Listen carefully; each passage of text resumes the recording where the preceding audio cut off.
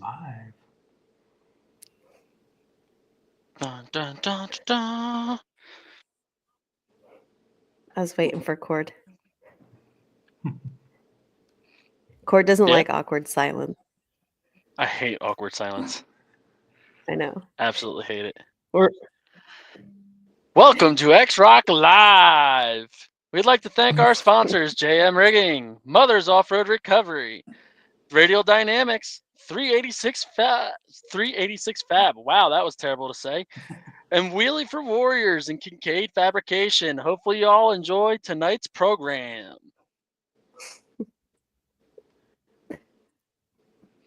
One hell of an we, announcer. we're still waiting for a couple people, buddy.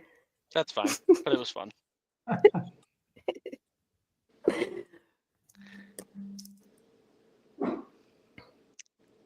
Not sponsored by Walmart, but we could be. All right. Welcome, everybody, to the X Rock Extreme podcast. My name's Tiffany Andrews. I'm your host for tonight, and I am joined by my co-host, Cord Reside of Mother's Off-Road Recovery. Good evening, And then everybody. we have our guest for tonight, John MadCow Hembel. Hey, everybody. You have an interesting story, but let's kind of like start. You're a professional rock crawler, but Currently? you were a professional athlete prior, and it's the complete polar opposite. And I say polar in a pun intended way. You were a world champion speed skier. I was. How does that come about? Well, I grew up in Aspen, Colorado.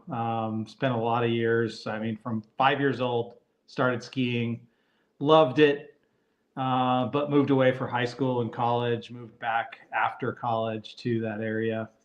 And man, I just had a love for skiing. And one day an event showed up at my local hill, and I was like, yeah, I'll try that, speed skiing event. And I borrowed every bit of equipment I possibly could and went like 97 miles an hour, got second place in the amateur division. And I was like, man, that was really fun, but 97 kind of sucks. I want to do 100, and it wasn't a super fast hill, but 100 miles an hour, you're moving a little bit. So I was like, Just a little bit, huh? The big round numbers were always like something I wanted to hit. When I was growing up, when I was super young, we just used to race each other to the bottom of the hill in the afternoon. Like when everybody was off the hill and it was fairly safe, nobody was around, we would just haul butt down the hill, see who could get down to the bottom the fastest. And that's honestly the oldest form of ski racing. So it's been around as long as skis have been around. People race each other to the bottom of the hill. So it is by far the oldest form of ski racing, but it's a niche sport. It's kind of like rock crawling in the automotive world. We're a niche sport. And the best part about that is you got the best people in the world around you. I love that part. With speed skiing, you hold a record. I do. My is it a record current? was 153.1 miles an hour, set in 2002. And then I tied it to the 1,000th in 2006. And the world record was broken in 2006 at that particular event. But it was broken in the semifinals. And my goal in the semifinals was to set myself up for the finals. So I wasn't really pushing the limits in the semifinals. The problem is it's all in France, and the French have this stupid rule that if you break the world record, everything's over after that run. So everybody gets a chance to make that run, but nobody gets a chance at the final. Really weird. That seems really, yeah. Yeah, it's so they don't want the record broken twice in a day, apparently. In a day. I guess don't that know makes why. sense. It's really weird. I hate that it happens that way. I hate that it happened to me. because I was planning on pushing the limits. I had another set of skis. I had everything ready to go. Didn't happen. So bummer, but I tied it to the 1,000th, and that was probably a good thing for one of my sponsors because they have my record on the back of a watch, and it's pretty freaking cool. It's one of their best-selling watches, so they would have had to redo it. So how do you go from that 153.1 miles per hour to going like 0.1 3. miles an hour? To get rid of the 153 and just go to the 0.1. Honestly, there's as much adrenaline in rock crawling at 0.1 miles an hour or 1.53 miles an hour or whatever you want to call it, as there is going 153 miles an hour on a pair of skis. So being an adrenaline junkie, and I used to bull ride. I mean, I've gone super fast on skis. I've done, other crazy things, and I probably shouldn't still be alive, but honestly, rock crawling fulfills that need for me for that adrenaline rush. And, if I'm sure anybody who's listening that is a rock crawler has experienced that, when you get on some line that's just crazy cool and you're able to complete that line, drive it, and maybe your friends aren't able to, man, there's something about it. It's just amazing. And, sometimes, especially in X-Rock, you kind of get puckered up on some of these lines. That's when the adrenaline starts flowing, man. It's cool. The difference is now you have a metal cage around you. You can't just randomly break a leg hits the wrong true. spot. Well, the thing about speed skiing is at 150 plus miles an hour, if you fall, it's like falling at high speed on a motorcycle. You don't really tumble, you slide. You slide, and that slide creates third-degree burns instantly. You have, in speed skiing, you're wearing a skin-tight suit with virtually nothing underneath. And man, I've had every one of my friends. On. There you go, Hans. Every We're gonna have one of my friends has fallen suits. speed skiing. So it's not a matter of if you'll fall speed skiing, it's when you'll fall speed skiing. And I'm very fortunate in that I'm one of the only competitors who had a long, successful career and no falls. Don't go back. Yeah, well, I'm kind of over it. We move on to different things. I got into snowmobiling heavily for, I don't know, 8 or 9 years, something like that. And after I retired from speed skiing, and then I've been off-roading pretty much since 1986, I would say, in one form or another. I went to high school in Georgia. I went to college in Florida. Not a whole lot of good skiing in those places. So mud bog. When I bought an 85 Toyota pickup, SR5 extra cab, beautiful truck, it was like shades of Back to the Future. And I mean, I bought it as a year-old truck with, 35,000 miles on it. And man, I just started going out, wheeling Georgia mud, Florida mud. God, I hate mud now. I hate mud. Oh, I hate mud. It's so messy. It's so hard to clean off stuff. But I started my wheeling all in the Pine Barrens in the sand. It'll teach you to find traction. And I know a lot of the East Coast guys that really harp on the West Coast guys thinking they don't know how to find traction. Let me tell you, some of us do. See, if anybody joins in with these podcasts, they know that if during the summer, it's either I'm rock crawling or at mud bogs. So I'm very fluent in both. Yeah, absolutely. Well, being in Florida, now I was in northern Florida, so it's not quite the mud bogs they have in South Florida. Man, there is some crazy stuff down in South Florida.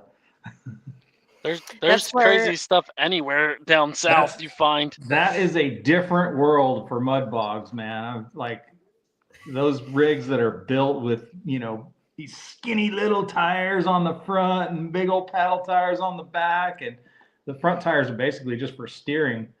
That's some cool stuff, man, and they're just flying across the water. Mud skipping. That's not even mud bogging. Skipping You're trying to is stay on that's top. what it is, man. It's like they're not even really mud bogging. But Yep, you just skim the top. yep. High horsepower paddle tires and let Which, them by rip. the way, we're talking about this. Our next event, we are combining with a mud event. Oh yeah. That is true. It's going to be super fun. Ryan Storm, will have him on probably like next month or so to give us more information. A lot of fun vendors at Famous Reading Outdoors. I know like the pits and stuff since when they were created, like Chris like had this dream and vision, like that was like kind of like Chris's vision with the mud pits that are there. And then Hans, I know, helped in on some of it. Super fun. It's been changed and reworked a little bit. But my favorite is I hope after the competition, they will have a Barbie downhill Jeep race. I think all our competitors should join and do that on like, fun. I think it's a Sunday, but they'll have live bands, vendors, food. I know Famous Reading there. It's Memorial Day weekend. Okay. So it's a 4-day event.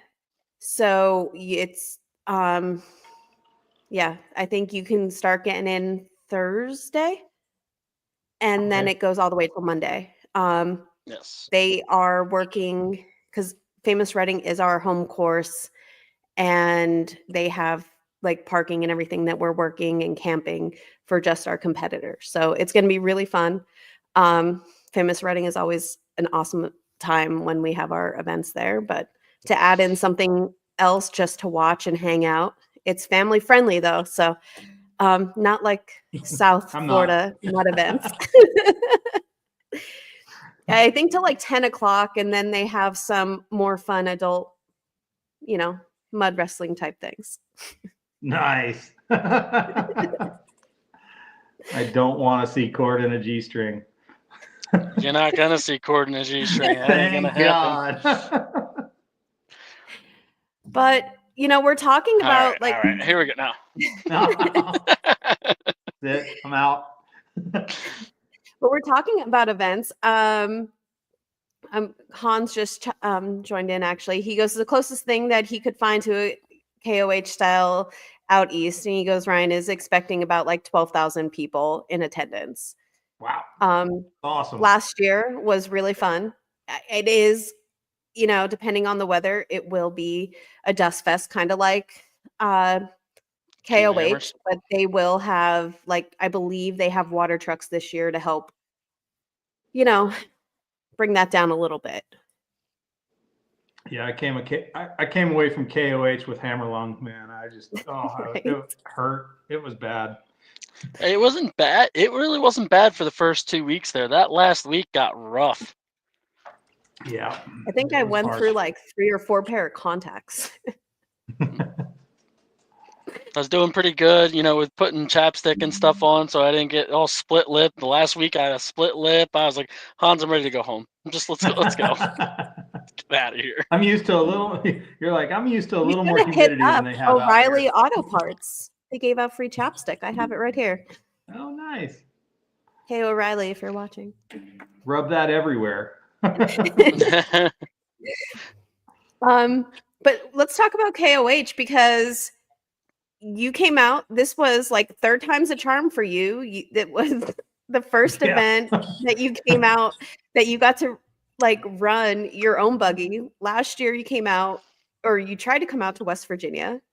Yeah, I tried. And you just got hammered one thing after another on that ride. It got expensive quick. Yeah, it did, man. I got, I don't know, about an hour from home and lost a tire and wheel on my camper.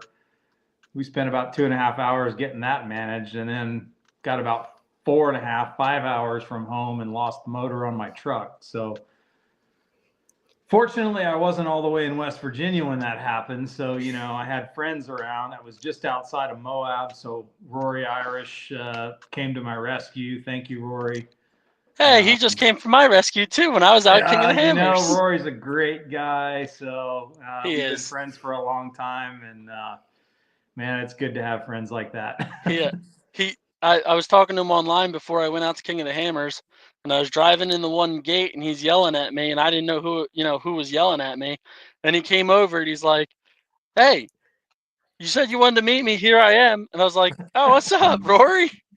And then I drove away from him, turned around, came back around, was trying to find a place to park, and he like stuck in his head in the side of the truck, and he goes, "I've chased you down twice now. Don't you dare leave until we have a conversation."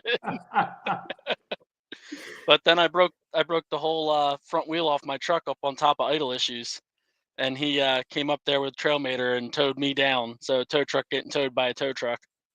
That's funny. We have a special guest joining us, Miss Abby. Yeah. Hello, puppers. Great to Abby Normal. Say hi, but Abby. I mean, you tried to come out to West Virginia. I remember the text that you sent me, and I felt terrible.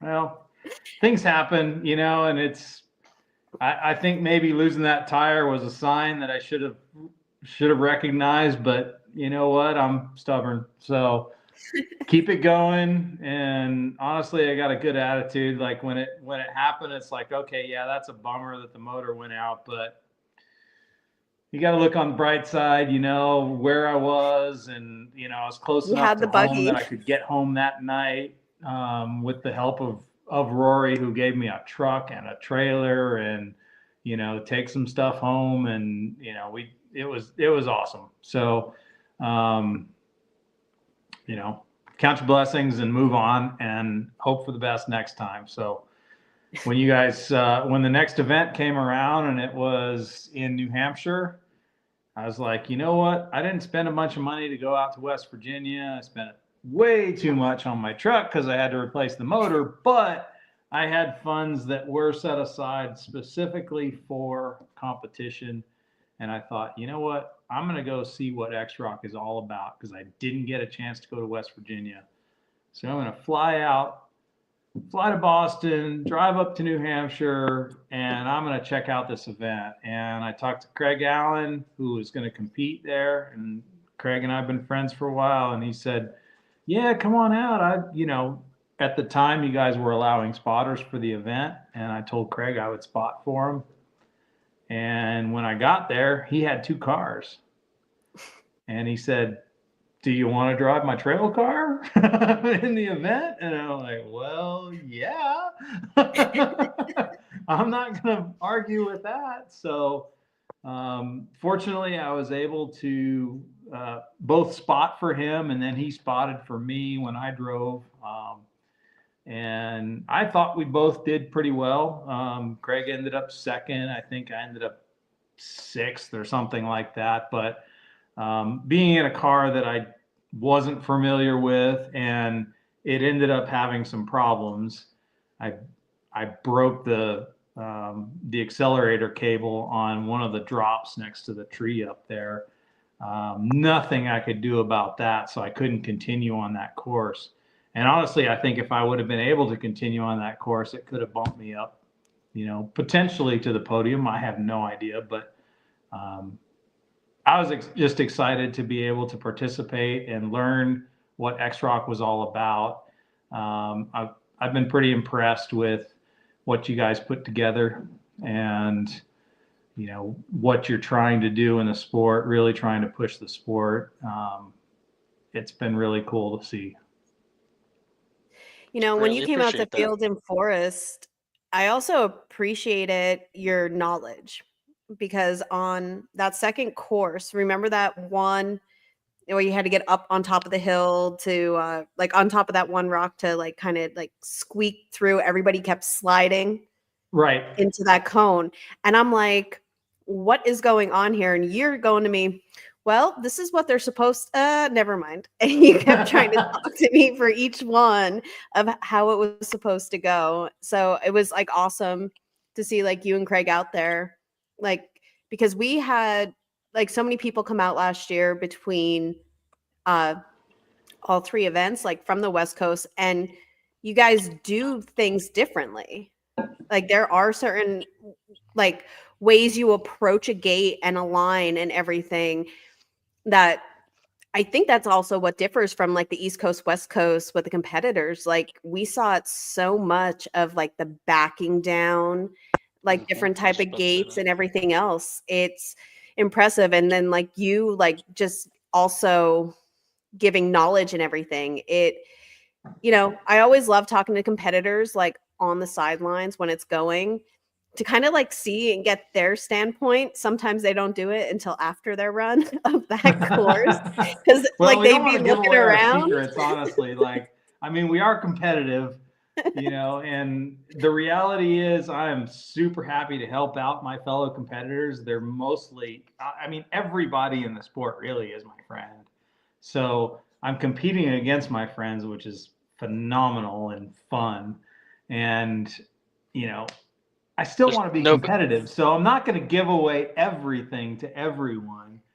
But in your particular event, competitors get to watch one another. So depending on what you draw for qualifying, as far as when you go, you might get lucky and be able to see one or two competitors, and you might not get lucky being in that same position because something might move, and all of a sudden your line's a little bit harder.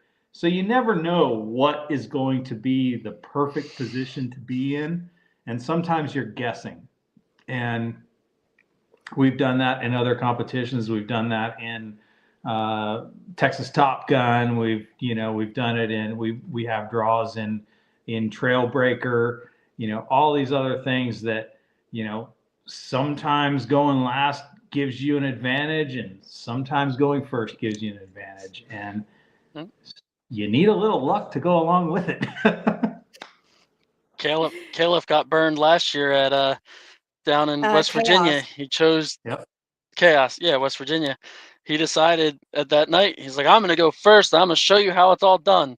Oh, it poured rain about an hour later. And he was like, I think I made a bad choice. Yep, exactly. But Caleb qualified first, so he picked to go first, and it was nasty. Yep. Well, and that's the game too. It is a game. You have to make those choices and live by your choices, live or die by them. And honestly, and that's Caleb is, God, he's an awesome driver. Super competitive. I love to go out just wheeling with the guy because we push each other. We find lines that nobody's driven and say, oh, well, let's see what we can do on that. And, it's a lot of kind of what we do in the West is we find new stuff and we push each other and, we make up stuff that's like, who the hell ever thought of that line? Why would you ever even try that? And then and then I look at some of the stuff that Hans throws together for events, just like KOH. And I'm like, yeah, he kind of thinks like us. Or YouTube, Cord. I'm sorry. I'm not giving Hans all the props. I know some of it's you're doing too. There's some gates I set. There's some gates that I look at him and go, what are you, like the drop at the top? Yeah. Like that being an up. I was like, on the first course, I was like, there's not a person that's going to put a tire on that or even look at it. And they're just going to say it's impossible. Well, he's like, I'm doing it. And if somebody's going to try it one time, if it's not today, it'll be tomorrow. Somebody will try this at some point because I put cones there. I was like, all right, that's cool. Well, course 2 at KOH with that drop, we all looked at it and knew there was no way that was ever going to be an up. And I think qualifying. I made it a drop. Was it course? Yeah, was it course 1? I think the up that 2 or 3 drivers tried. I looked at it and said, "There's just no way." And it turned out there was no way. But at least some people put tires that on one that nobody made it up, where we saw you had to stay way to the right and be very uncomfortable sideways. Yeah. And come into it, then turn driver, and then cut up while your passenger side of the car was up on those rocks. Everybody kept going down in between all the rocks instead of being put up goofy on the side. And we both looked at each other when we set that gate. We said, no one's gonna like the way that car feels sitting on that rock sideways like that. But that's when we pulled out our tape measure, that's the way the car would go up. That's one of my biggest things I try to tell everybody. Go to the course with a tape measure. Measure your car, know your stuff, and go measure the lines. See where your car needs to set. Well, and honestly, not everybody. Now, don't get. For KOH, I was gonna say my car was brand new to me. Honestly, like, okay, I've had that car now for 8 or 9 months, but I just changed everything on that. You've been in it 3 times. Yeah, at that point, I had been in the car 3 days for about 3 total hours. And so it was a brand new car, but you know what? It felt really comfortable and I was super happy with the way it functioned, and I'm pretty much keeping it the way it is. That's good. Besides that, I feel your wheel, pain. Right? Besides what, Tiffany? I'm sorry. I said the wheel. The one wheel. The one wheel. Well, yeah, I did bend a wheel. I think on that drop on course 2 between the rocks. And I'm sorry, guys, but you missed the boat on that one. That was the money shot. It needed to be filmed. And I know you guys had issues with BLM saying you shouldn't be in there or whatever, but man, there were places to get that shot and it didn't get taken. Man, I was upset about that. Yeah, unfortunately, we got yelled at by BLM 3 or 4 times about where Jim was standing. Well, unfortunately, with the live stream. And there were places you could have been way away from that spot, but transitioning from one area to the other was very, very difficult. So it really needed like its own camera person over there just to shoot that or something. I don't know, but live and learn, right? Yep, it happens. What was it? I was going to say something else before too, and I can't remember now. But oh well.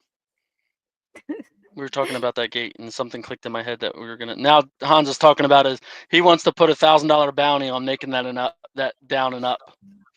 He said somebody will drive it. Yeah, well, maybe. Mark Shea says that he only took about 10,000 shots, so he's sorry he missed it. Oh no, he did a great job, honestly, taking pics. It's just where he could get.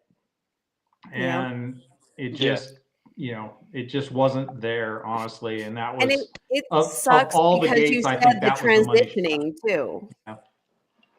It's like the transitioning for not just for you guys, but our judges, our photographers, our live streaming, everything like that. It's like you had to be there to kind of, if you wanted to get that, you're going to miss something else.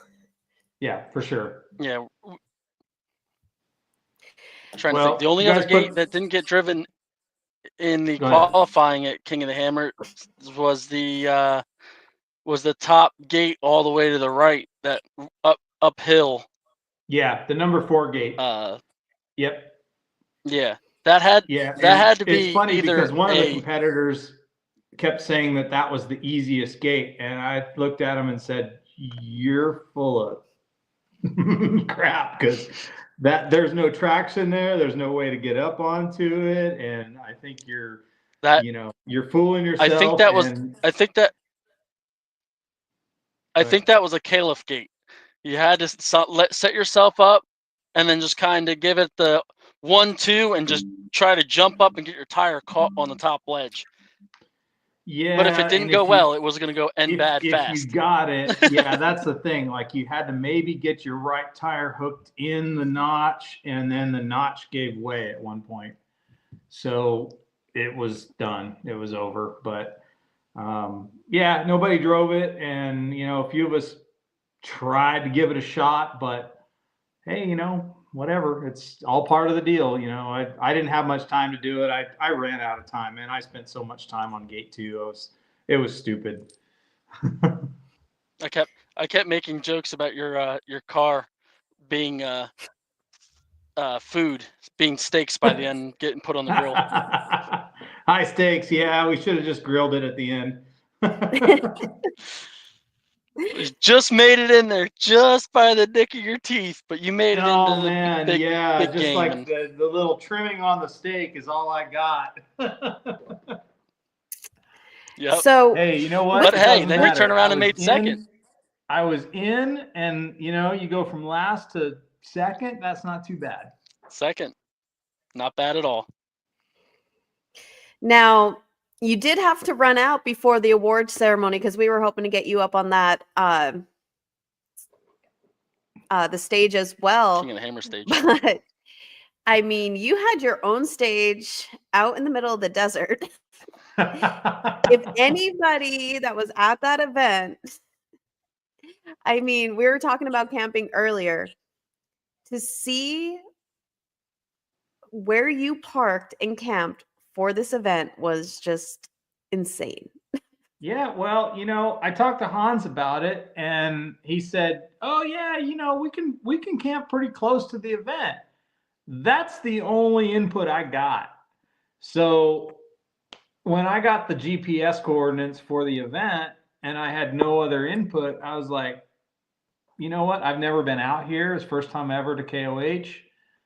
I'm going to just drive out there to the event. And when I started driving out, and I'm stubborn, so I'm going to keep driving out there and we'll see what happens. And I got out there and realized, you know what? There's a nice flat spot out here and I'm close to the event, and it's, nobody else is out here, but it's probably going to be pretty quiet.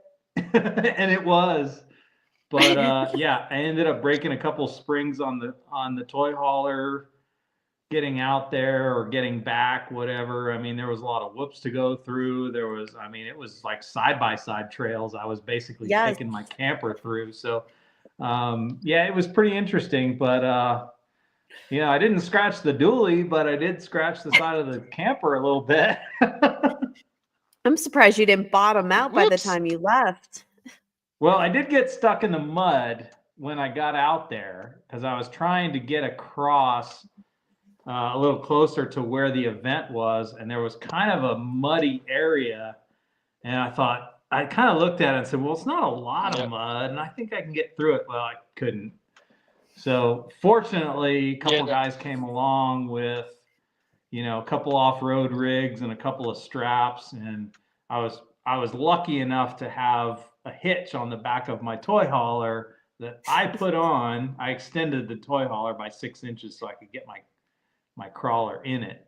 But I put the hitch on at the same time. And fortunately, I had that because they were able to tow me backwards out of the mud with the help of me driving backwards as best I could.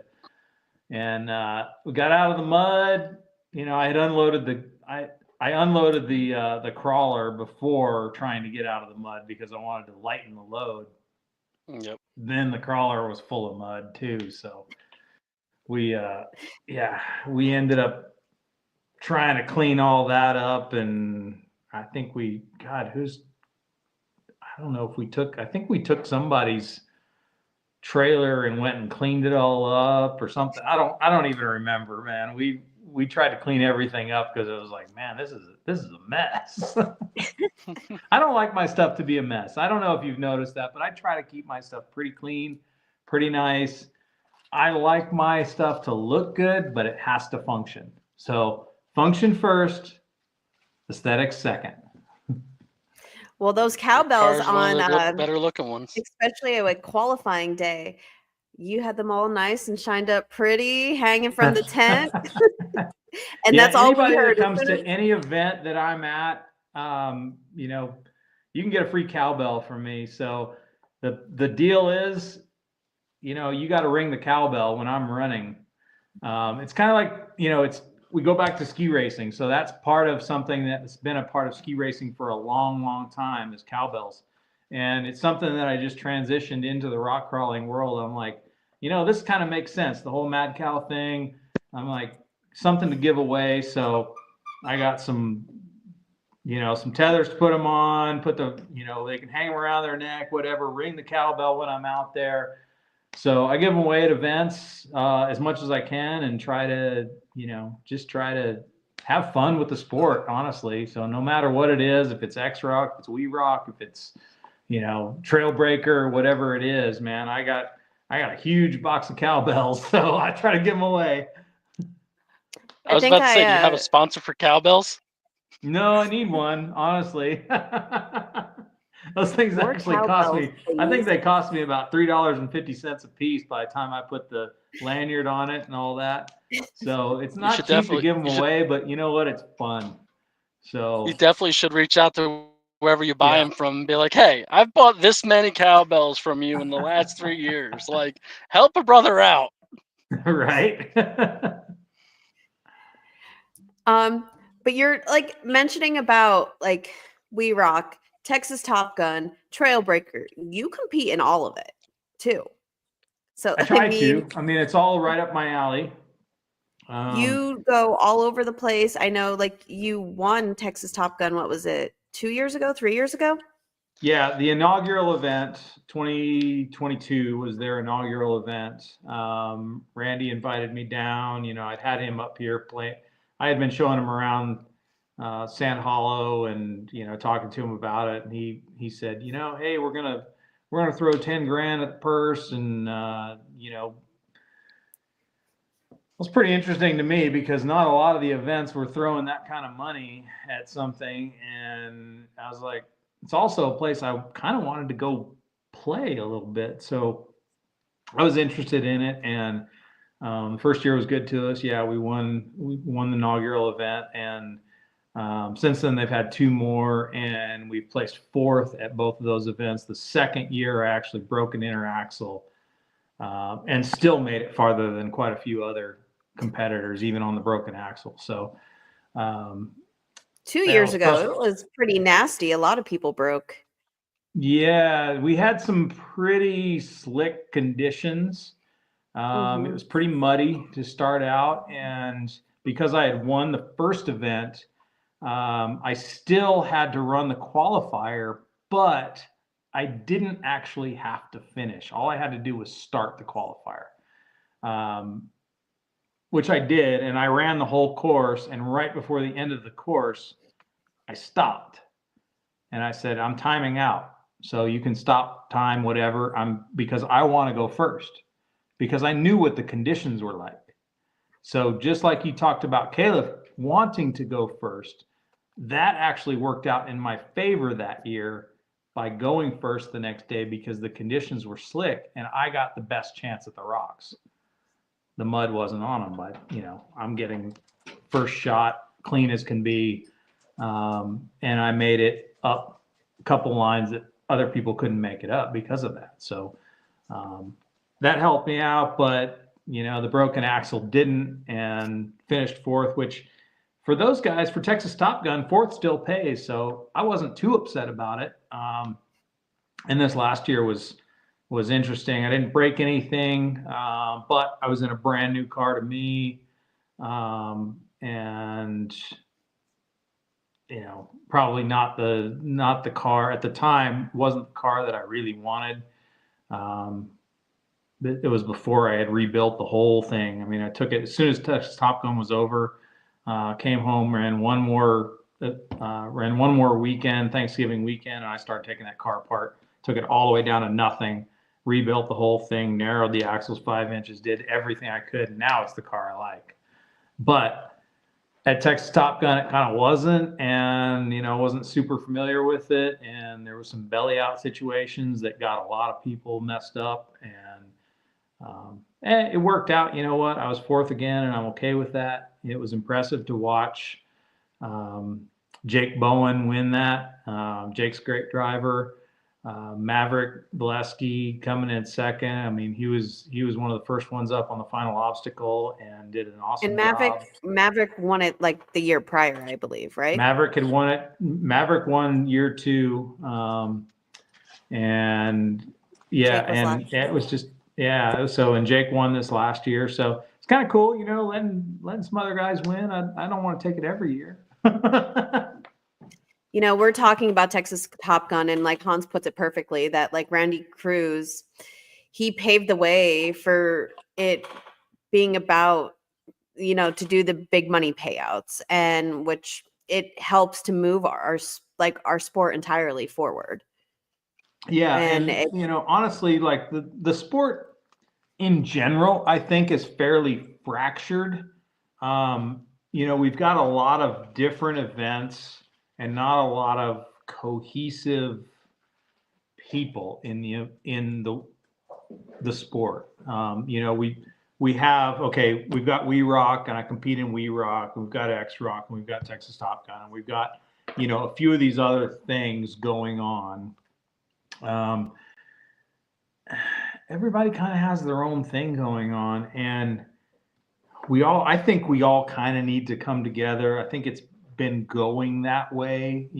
We can have different rules. We have all of that stuff. They're different events, and that's awesome. But, if we want to progress the sport, we kind of all have to work together. I really like what Hans is doing, and I like where Jake is taking We Rock. Hopefully, and I'm keeping my fingers crossed, Supercrawl is actually supposed to be coming back. So another avenue for people who want to compete. And honestly, the people who haven't ever competed, man, come out and try it. I don't care if it's a We Rock event. I don't care if it's an X Rock event. Obviously X Rock is probably a little over some people's level, but you guys talked about maybe having an Ironman class where, the guy in the beat up Toyota can come out and, throw his junk down a set of rocks or up a set of rocks or whatever. I think that's an awesome idea. So you can't take that away. Love that idea. Man, I think it's awesome. And, it really should get some more people involved in the sport. I hope it does. But what I've found in the competition world in off-road is that when you actually go out and compete, they're setting lines. The people who are organizing the events are setting lines that you wouldn't otherwise drive as a trail wheeler. Mm-hmm. And you're sort of forced into by competing against other people, competing against time, competing against all these other things. You're forced into these situations that make you a little bit uncomfortable, but it makes you a better driver. The next time Absolutely. you go out, you compete for a season and then you go out wheeling, you go out trail wheeling, and all of a sudden it's like you're looking at lines totally different. And you got confidence you never had before. And it's pretty amazing. It has been a game changer for me. I've been competing for about 4 years now, in various things. All of them, all of the above, and it has been super fun. I've loved it. I highly suggest it for anybody who hasn't done it, to just come out to, it doesn't matter what class. If it's We Rock, you come out to sportsman class, you come out to, sportsman C, you got a basic Jeep and maybe it's a little bit modified. You come out to sportsman C, you got, whatever it is, you got a rear steer buggy, but you're not comfortable doing the huge lines. Well, try sportsman A, and if you want to go run with the big boys, you got Pro Trail now, which is rear steer buggies, 2-seater rear steer buggies. They can be the best rear steer buggies in the world, and you're competing on the big lines. Or you got a single seater. Hell, actually, the unlimited class, it doesn't matter if you're in a 2-seater or a single seater. Come out and you can try it, man. It's cool. You learn about 3 years worth of driving in 1 year of competition rock crawling, and I can contest to that 100-fold. Without a doubt. And the reality is there's tons of people out there, competitors, who are willing to help. We're a great community of people. Man, I haven't found better people in the world, honestly. And people will do anything for you in this sport. I moved to the St. George, Utah area from Aspen, Colorado. I made more friends in the first year in the St. George area because of rock crawling than I had in 30 years of living in Aspen. And good friends, not just, some acquaintance that whatever. Oh, it's It's another pretty person. amazing. This sport just attracts some of the best people in the world.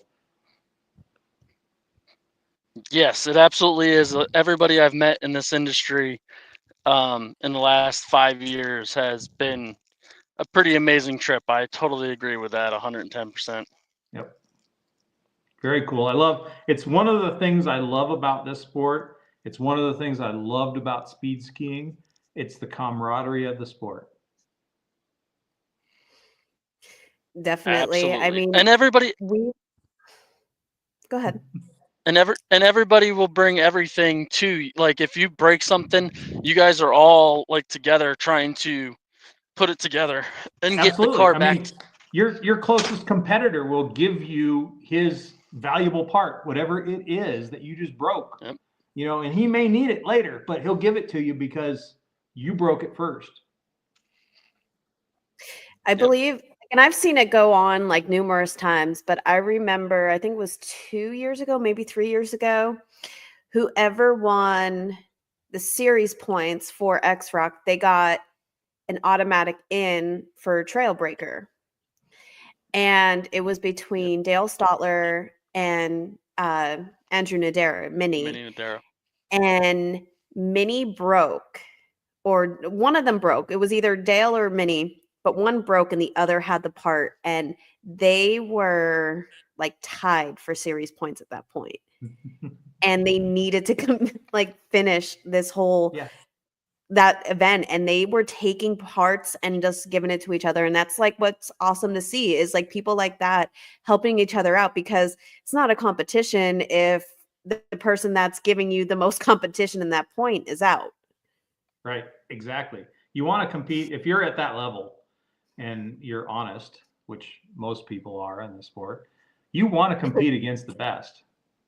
Yep. So Randy Cruz is on here and he's saying his ears were burning. And Minnie is telling me it was Dale that broke and he had the drive shaft for him. I knew it was one or the other. Yeah. And like, I don't know what it was. I think it was Baghdad last year. Jesse Haynes broke. He broke I think he broke a portal gear, needed something. And, it's like, yeah, I got one of those. Here you go. And I ran over to help him install the thing. I'm like, what do you need? Let's get whatever you need. Let's get it done so you can get back out on the course. And he's done the same thing for me. 2 years ago in Baghdad, I broke I had a horrible rollover and broke, God, what was it? I wadded an upper link, rear link or something, and Jesse had one in his van. He's like, here you go. His spotter, Chris, comes over, starts helping me wrench, making sure I get to the next course. I mean, that's just, God, you gotta love it, Gotta love that camaraderie. We do have a question though, because I don't want to misspeak. Like, what kind of horsepower are your rigs for crawling? I know it goes all over the place, so. What was the question? Ask you. How much horsepower is your rig? Yeah. How much horsepower? You both were talking. I'm sorry. Your rig. My rig. What do I have for horsepower? Well, my JHF moon buggy has a 2.0 Ecotech. God, I honestly don't know what that thing dynoed out at to the rear wheels, but it really wasn't all that high. I think it was probably 100 and I don't know, probably only like 130 to the rear wheels or something like that. I mean, it's pretty low to the rear wheels. I think that car probably specs out at maybe 220 or 230 at the crank, but that's not real world. You know, I mean, crank horsepower doesn't mean squat when you're running through, I don't know how many sets of gears. You got to run through your transmission, your transfer case, your differential, and portals. So 4 sets of gears basically to finally get it to the tire. That's a lot of parasitic drag. So, you know, Yep. it's still a hell of a lot more than my last buggy, which was a 1.4 Ecotech, and it was getting somewhere around 60 horsepower to the tires. And honestly, I loved that car. It was great. So I don't think horsepower isn't really the big thing in rock crawling. You know, lightweight, capable, you know, good suspension articulation, um, good traction, good steering angles. I mean, there's a lot that really goes into making a fully capable rig. Um, Pressures on tires. I mean, suspension setup is huge Huge. for rock crawling. So, you know, Jesse does a really good job of that. Really knows his stuff. Unfortunately, the single seater rock crawlers, the competition crawlers, don't have the best suspension design, but most of the drivers are damn good and they can learn how to live with what's there. Packaging is the big issue in those cars. Yep. And so, you know, you kind of have to deal with what you can, and it could be better, but it's ideal for the package. And Jesse's good about making sure that that works. I hope that answers your question, John. We have another John. Okay. But yeah. So what are your goals? Are we going to see you again at one of our events this year? I really hope so. You know, I lost a couple of sponsors from last year. You know, things change with different sponsors, and you guys know when you're trying to get sponsors for events, it just, you know, sometimes it becomes difficult. And you know, my showing last year wasn't that great. I don't really blame losing sponsors over that because it had nothing to do with that. But being in the new car last year, you know, we had some car issues, we had some function issues, whatever. But I lost a couple of monetary sponsors, and it was, you know, it was a little bit harder to put this season together. So a lot of this season is coming out of my pocket. So I'm hoping to be able to get to an event on the East Coast, but God, I like you guys. I like your events a lot. I would love to come over there and whoop up on some East Coast guys, but I'm not saying that I would, but I'd love to. Well, I mean, you got that second place, and I mean, you and McKinley, you battled. I mean, it was pretty. Yeah. Your performance on, and that's the thing with like the way that we do things is it goes by time, and the performance that you had on that first course definitely helped. For sure. And, you know, I know Jeff was a little frustrated with the you know, how the thing goes, how the rules are for the event, because you really just need to get through the gate. You don't need to finish out the course. There's a lot of things you don't need to do, but that's the game. You know, those are your rules, and we got to play by your rules. So if he didn't hit that one cone, he would have been. I right know there. he definitely would have beat me out without hitting that cone. And you know what? You know, it's part of the deal. You know, it's always. Yep. You know, something you look at and go, God, well, if I just would have done this or I just would have done that, but that's part of the game. It happens in We Rock. It happens in all of it. So that one drop, but yeah. I mean, Brett also has the advantage on you guys because he competed at 2 out of the 3 last year. And it's not just that he had the advantage of actually qualifying first, so he got to watch everybody and he got to know exactly what it was he needed to do to get that win. And he saw Jeff make that drop, so he knew it was possible at that point. You can make the drop and you don't have to drive out of it. I mean, Jeff drove out of that thing. I have no idea how he did it. That was crazy and it was amazing. I thought he was going to wad his car up. It was so pinned underneath that rock to begin with. Man, I was afraid I was just going to hear some loud pop and it was done. But man, I give it that that car's guy tough. is a driver. Let me tell you, he is one of my favorite people to go out and wheel with on a daily basis. It is so much fun to watch how he works and how his mind thinks about different obstacles, and it's a lot of fun. And man, if I can beat him on a given day, I feel fortunate. And I mean, props to him because I mean he's a hell of a builder too. I mean, I brought this up numerous times. The only person that only Iron Man chassis we had before was Matt Dickey. And then we had Tyler Harper thrown in the game. We had Jeff himself in the game. So it was awesome to see the way the chassis worked more than just Matt Dickey's.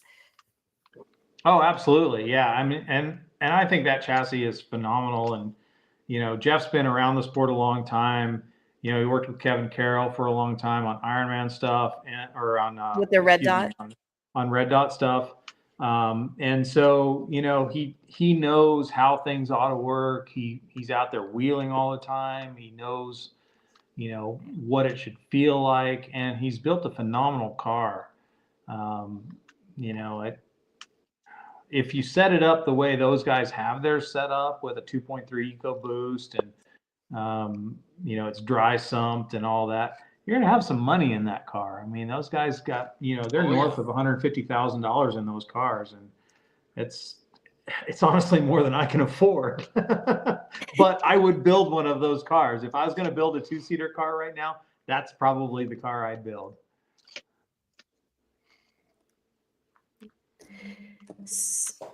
It's definitely one, but I mean, you just have to have that nice pocket. Yeah. I'm just a poor window tinner. I think I like the Caliph cars the best, honestly, out of all of them. Well, yeah, I had a Caliph car 3.5 years ago, or I built a Caliph car 3.5 years ago, my first one, and then I bought a second chassis from Caliph.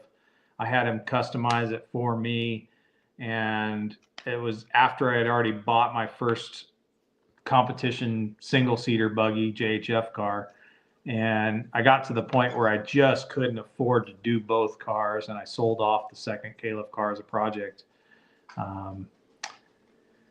And honestly, I do love the way those cars work, and it would be a toss-up for me between McKinley's new chassis and another Caliph car. They're pretty amazing as how slick they are, how high the belly is on that car, how tight everything is in that car. Man, it is super nice, but we'll see. There's a few good builders out there, and there's some really nice chassis, and there's quite a few of them and competing. We with had us a too, Sasquatch as well. Sasquatch car. I mean, that thing was sexy. Alan's putting together some really nice cars. If you guys, check out the new G-Spec cars, yes. I mean, they are going to be awesome. New single-seater just came out. Man, it is sexy. Mm-hmm. I'd like to be able to drive that car, but again, another one I can't afford. But we've been fortunate here with X-Rock is like we've had McKinley, like we've had some amazing builders like putting their rigs, their builds to the test on course. We've had Jesse come out and compete. We've had Caliph come out. We've had McKinley come out. And it's awesome to see that they're not just watching what like their builds are doing. They're coming out and they're testing their limits with what X-Rock does, and the extreme type of competitions that we put on. Yeah, well, Jake Bowen too. I mean, Jake builds a nice car. So there's some really good builders coming out and showing their stuff, showing their talents at X-Rock. And it's very impressive. Can't have rock crawling without cars to compete in.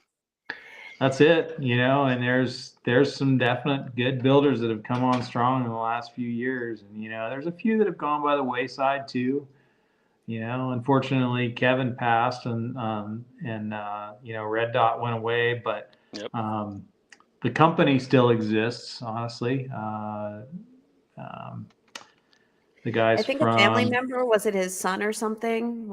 no, so the guys from Dixie 4x4 actually, they had been friends with Kevin for a long time, friends with the family and whatever, and so they actually took over the name, and they want to create something that is on par with what was there before.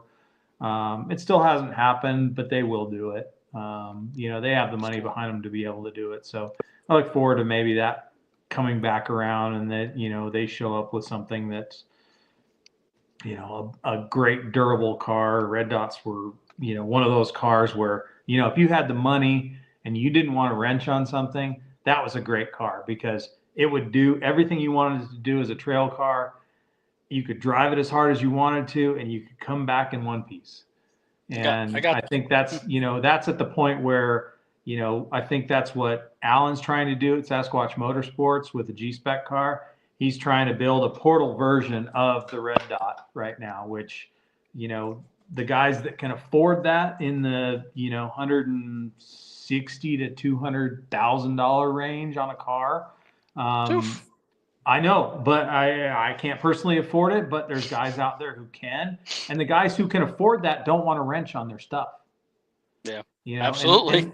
And that's the difference. You don't want to wrench on it every time you go out and wheel. So let's build something that's durable, that's going to come back in one piece.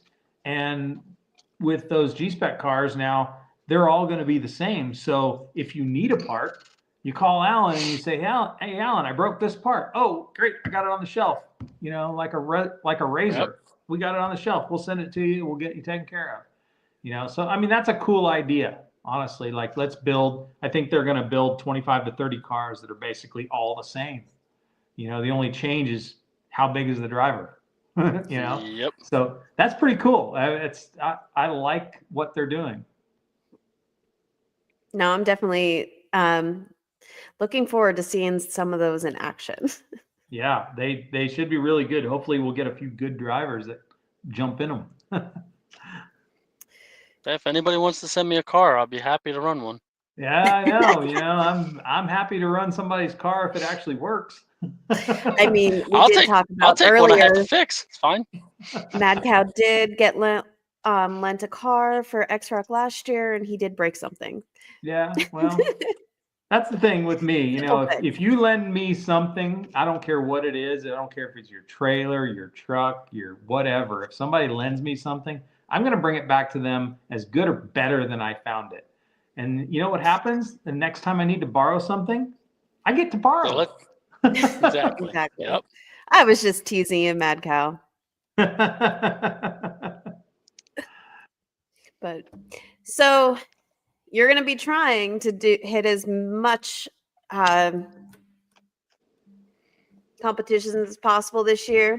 Hopefully, second place is going to help get you some more. We've got a We Rock competition this weekend in Arizona.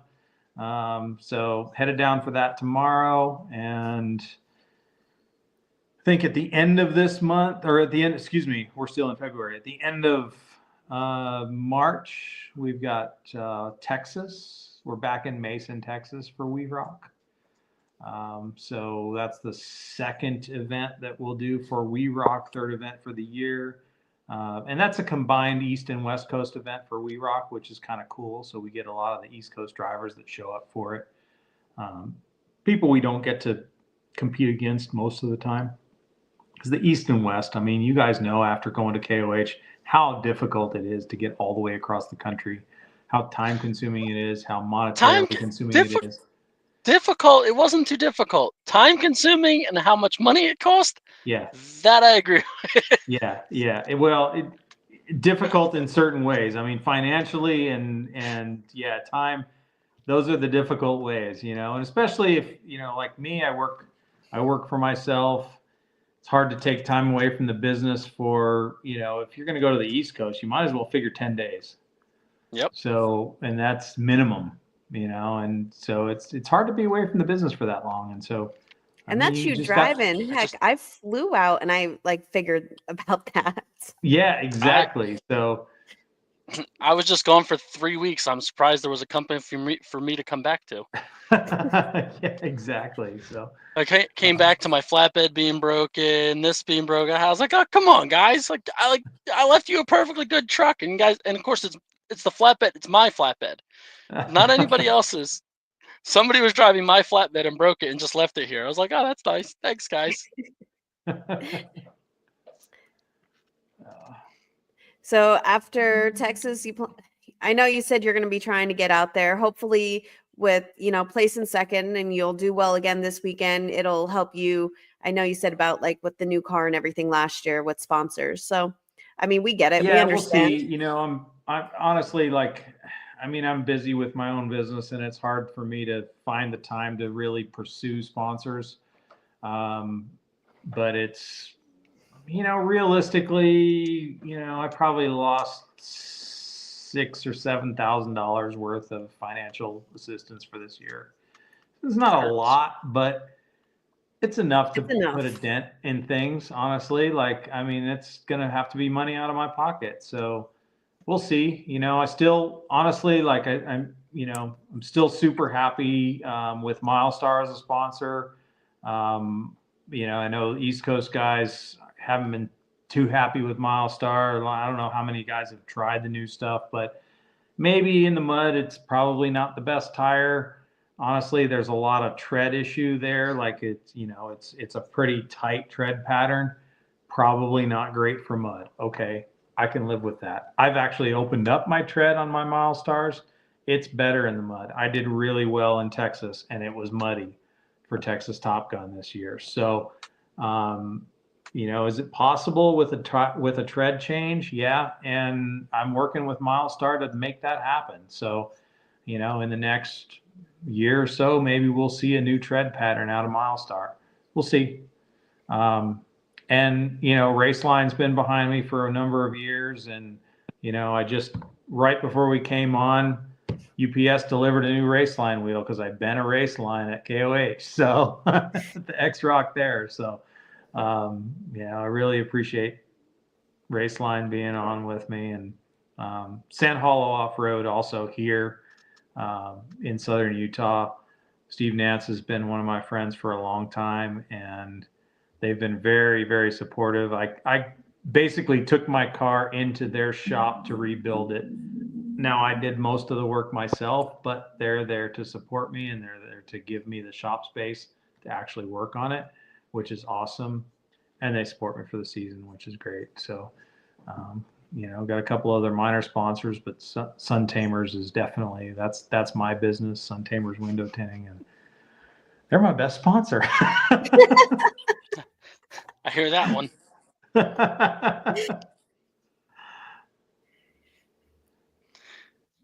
Yeah, spending all the monies on trying to get a new truck done.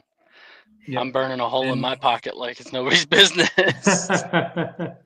Well, some of the supportive sponsors as well. I've got, JM Rigging has been one of my sponsors for a number of years, and they're still one of my supporting sponsors. So that's really awesome, and I know they're helping you guys out for sponsorship. Jim's an awesome man. Yep.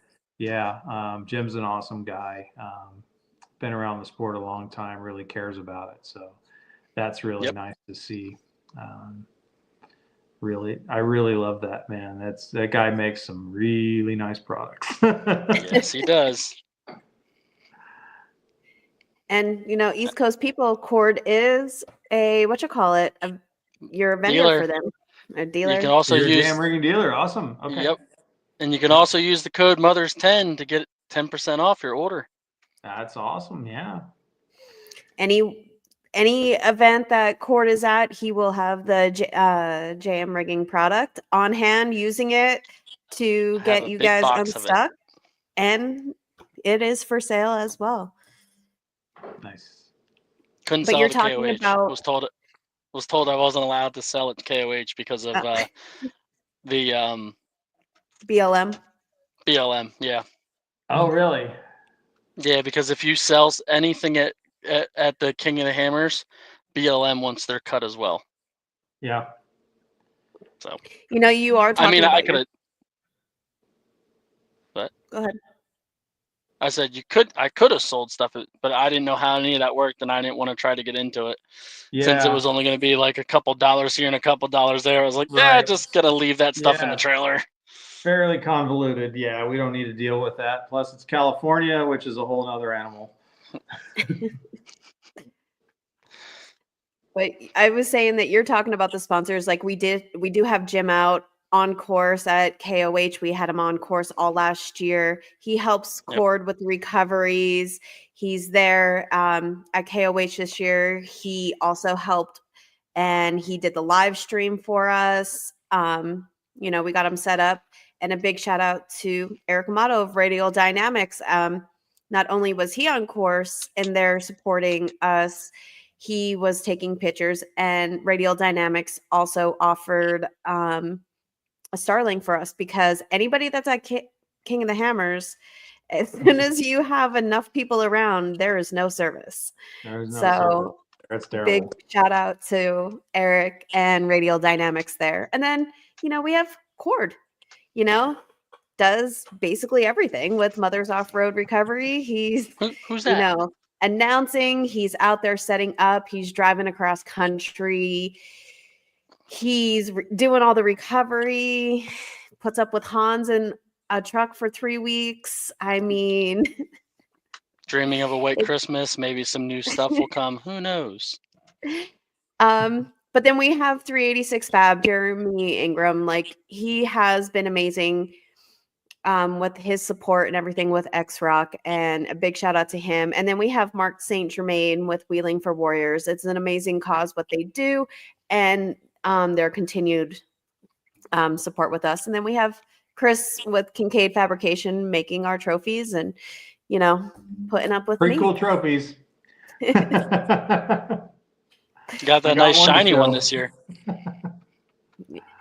We actually getting ready to do the next event one, getting all that polished up.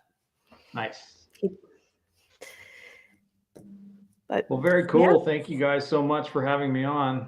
Really appreciate it. It's always a pleasure talking to you. Yeah.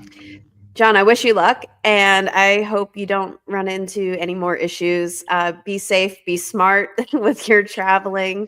I'm glad you turned home with just one blown tire and no other issues. Yeah, well, just one lost tire and wheel, but fortunately I wasn't very far from home, and I went and found it later, so.